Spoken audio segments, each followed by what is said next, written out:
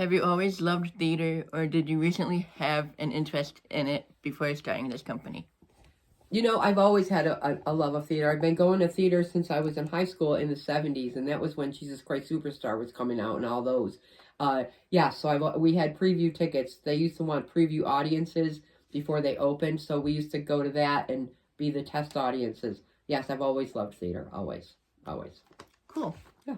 Was there any times where you had any regrets or second thoughts? Oh my gosh, every time we do a show, the stress. You were there. Yeah. Amber was in our last show. She had a play written. It's stressful. You don't know if the people are going to show up, if the paratransit's going to be there. It's just, yeah, yes. But then after it's all said, then I have no regrets. So yes. But I know those are passing. Those won't be forever. Those stressful moments. But geez, yeah.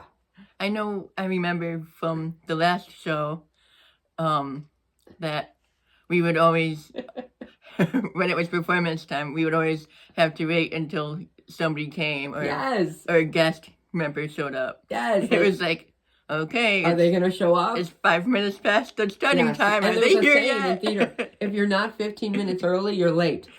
Because that's what everybody's so stressed, And then are you going to memorize the lines? Are they going to remember to get on stage? And then backstage, you saw that. Yeah. It's so stressful back there because, shh, be quiet, don't talk.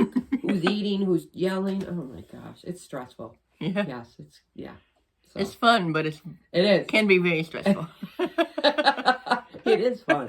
It is fun. You were there. Oh my gosh. Are you happy that you started the theater? Yes, I do. It has opened so many doors. I love the theater. I love working. I love to see everybody's growth, how different everybody is from day one to now. You know what I mean? Yeah. Like even just you and I meeting you and all your wonderful stories. We just went over with Amber all her new stories that we could possibly do for 2023. So yeah, I'm so glad. Yeah. How did you find your friend Susie and have her help you out? Well, it's funny. Once we became popular in Buffalo, and then it started with I had 4 good writers. You were one of them last year. Andrew was a good writer, and we wanted professionals, and you are kind of a professional. You already have a book published, Yeah. So other directors and actors in Buffalo wanted to be at our theater. I didn't know them. They came to us because they heard about what we were doing. Like, oh, you're taking a book and you're making it into a play. Oh, you've been in business for 6 years. We want to see what's going on. So they came to us. I forgot what the question. How did you find your friend Susie? So they found us. So Susie, because our other co-founder left, so she took my place as artistic director. Susie Hibbard is now the artistic director. She's a great dancer, a great actress, and she's a director as well. She's very talented. And she can take this theater to the next level, even further than I could even take it. So, yeah. Was it strange or hard to try sharing your dream of the theater? No, it's not strange or hard, and I find that very simple because I can't do it alone. I really am just a writer. That's what I think of myself. I don't know anything about acting. I don't even know about what a theater. Even to this day, I'm learning stuff from the new directors. Like, I'm like, oh, no wonder it never worked for us because we were doing it the wrong way. So I knew that I needed people to take this further. So no, I want to share. I want someone to come in and tell me what to do. That would be great. You can do that. Amber, can you do that? If you want me to. Yes. Okay. Oh, was there ever a favorite play or a show that you either performed or showed? Let me think. I don't know if I have any favorites. I think that every play that we've done for 7 years they all hold a special place in my heart. So I can't say that there's one favorite. Like, if I could do them all over again, I would do them all over again. There's not one I'd say, oh, let's do that one again. The only one I can think of that I would do again as an anniversary is the first one that kicked off this whole theater, and it was called Always October by Mary and Wanda.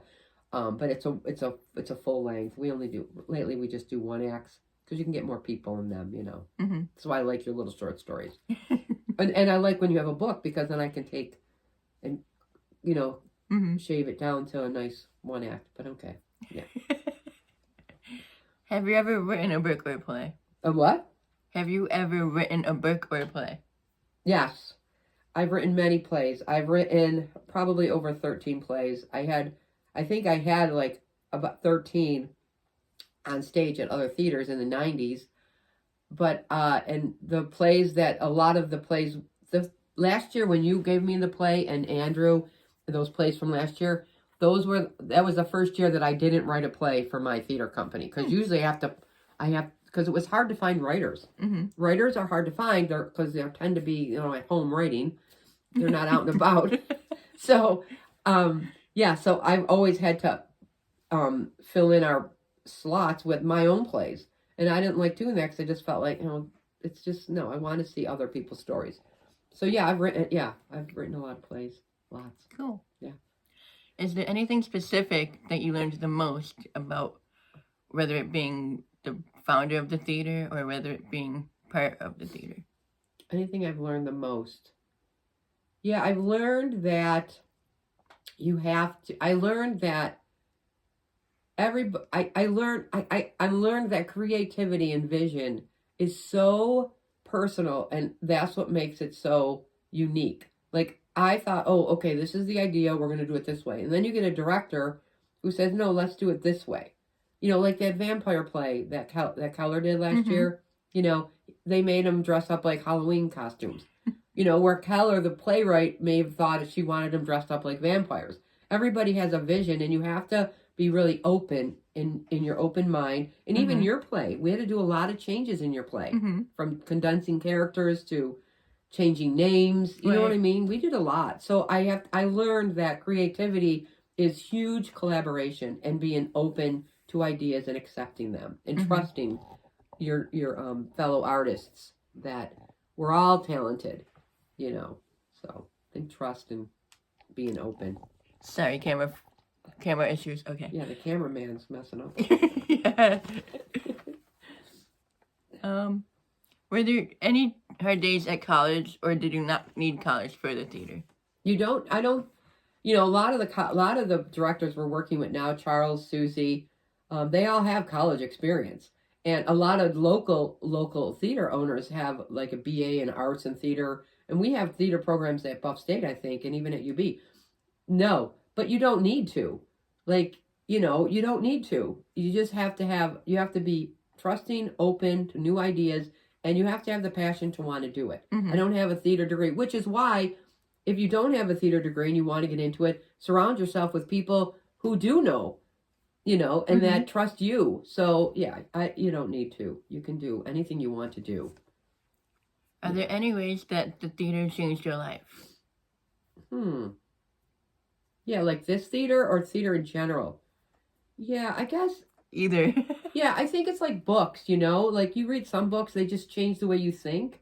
So yeah, theater has changed because theater, people should go to the theater. People should read books. People should see other people's stories because it gives you a peek into another world, and that changes your life. So yeah, theater, all art changes lives. You know, you'll see something someday that changes how you think. Like, gee, I never thought of that. That's art. So.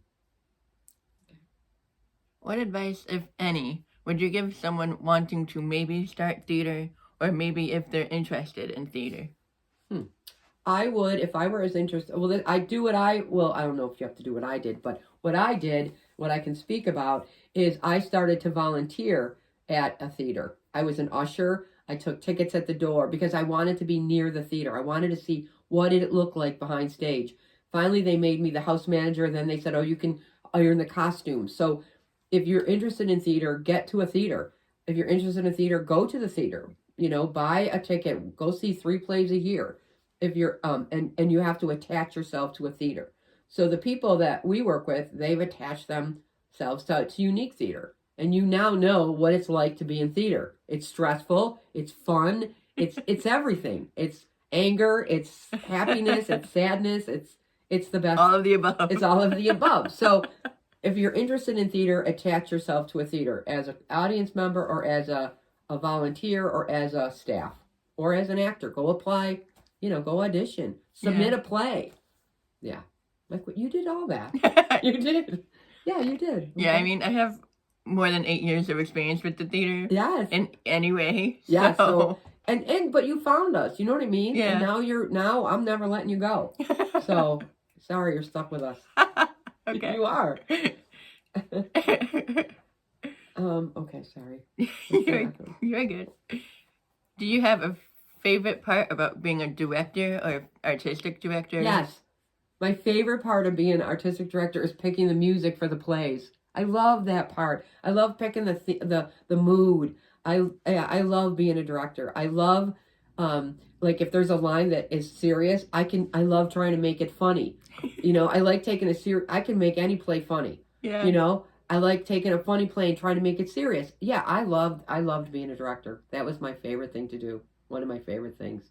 I remember in my play where it was supposed to be like I don't know if it was supposed to be like a serious line, but where the guy who played the best friend of the main character, he impersonated Elvis. Yes.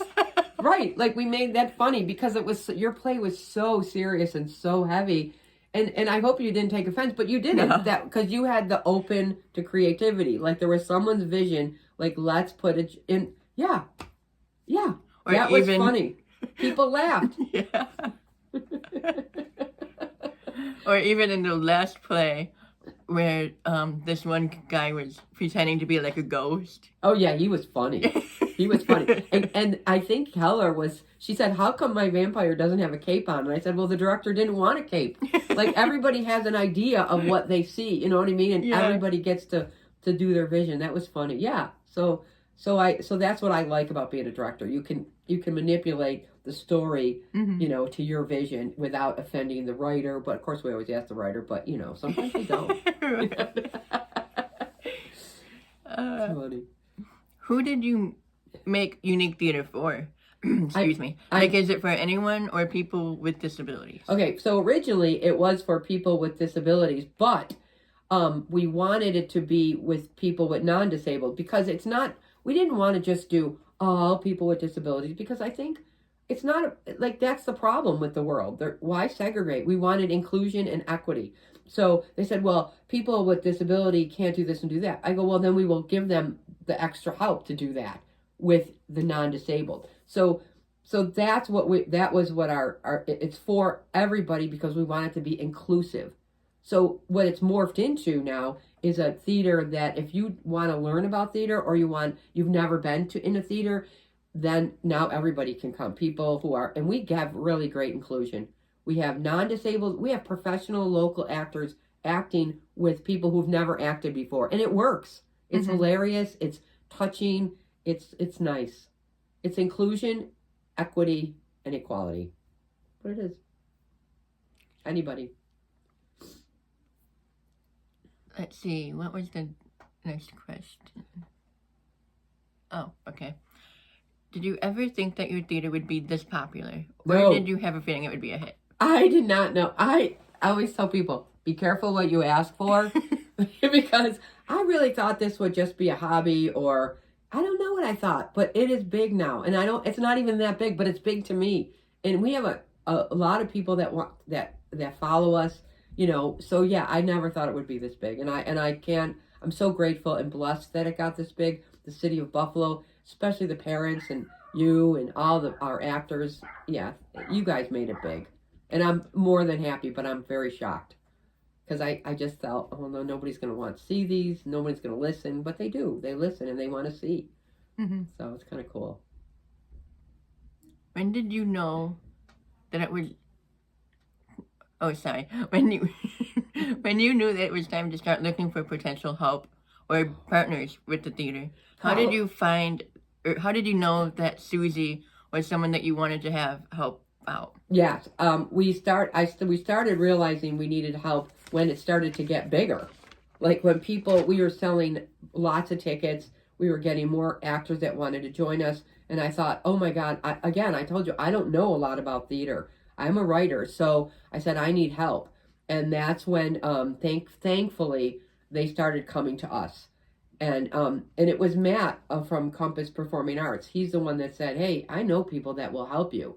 He was actually the guy that steered us in the right direction because we rent from him. So I was saying, he's going, well, how come you don't do this? And how come I'm like, I don't know how. I never did this before. So he said, I can get people to help you. And it was probably about 2 years ago